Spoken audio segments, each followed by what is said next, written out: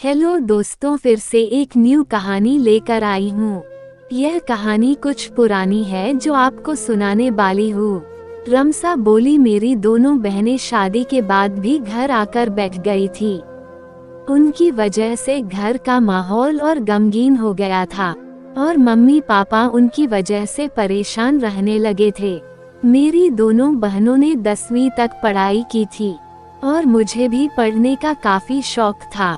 मैंने mummy papa के मना करने के बावजूद भी अपनी पढ़ाई पूरी की। जब भी मैं डॉक्टर को देखती तो उनके जैसा बनने की ख्वाहिश करती।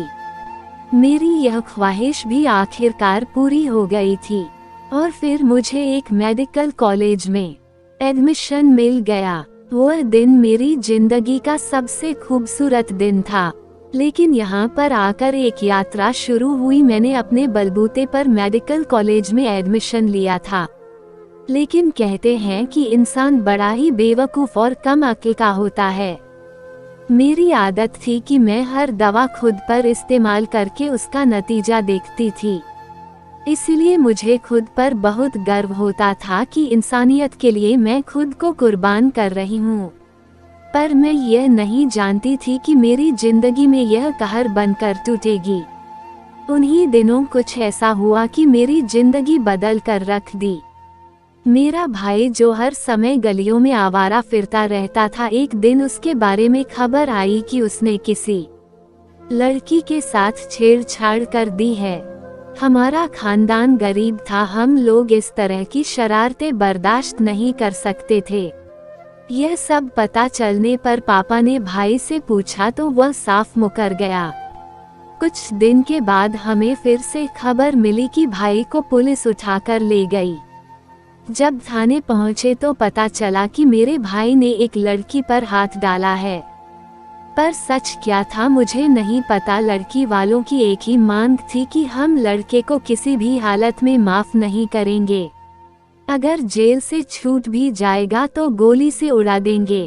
तब मेरे पापा ने इस मामले को हल करने के लिए मेरा रिश्ता उन लोगों को पेश किए गए।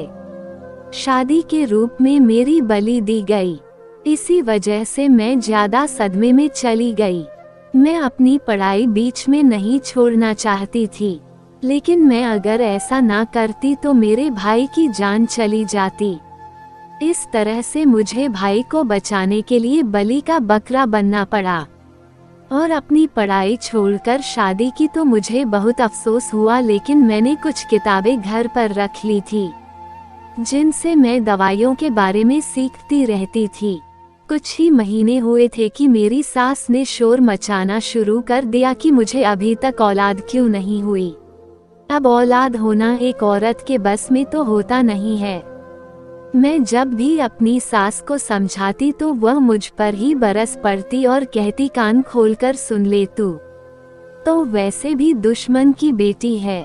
तुझे घर पर बैठाकर मुझे कोई सुकून नहीं मिलेगा। तुम लोगों ने मेरी बेटी की जिंदगी बर्बाद की है। तुम्हारे भाई ने मेरी बेटी को और हमारे खानदान को मुंह दिखाने के लायक नहीं छोड़ा है। शुक्र करो कि हम तुम्हें ब्याह कर यहाँ ले आए, वरना ना जाने तुम्हारा क्या होता। मैं अभी औलाद पैदा नहीं करना चाहती थी।